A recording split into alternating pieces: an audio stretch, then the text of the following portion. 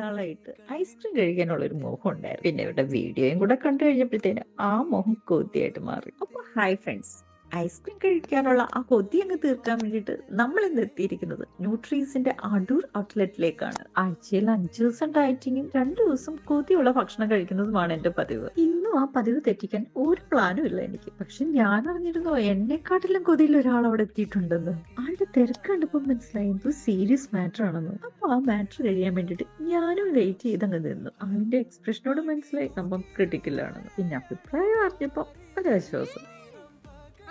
ഇനി നോക്കി നിന്ന് കഴിഞ്ഞാൽ ഇയാൾ ഇവിടുത്തെ മൊത്ത സാധനവും തീർക്കും. പിന്നെ ഒന്നും നോക്കിയില്ല, ഓടിപ്പോയി എന്റെ ഓർഡർ തന്നെ ഇവിടുത്തെ സ്പെഷ്യൽ റെഡ് വെൽവെറ്റ് ആണ് ഞാൻ ട്രൈ ചെയ്തത്. ആ റാപ്പർ ഒന്ന് ഊരിയിട്ട് ഫസ്റ്റ് ബൈറ്റ് എടുത്തപ്പോ ഉണ്ടല്ലോ, ജന്നത്തായിരുന്നു, ജന്നത്ത്. അപ്പൊ ടേസ്റ്റും ക്വാളിറ്റിയും ഒരു രക്ഷയില്ലെന്ന് മനസ്സിലായപ്പോ പെട്ടെന്ന് ഓർത്തു വേറൊരെണ്ണം കൂടി പറഞ്ഞേക്കാവുന്നു.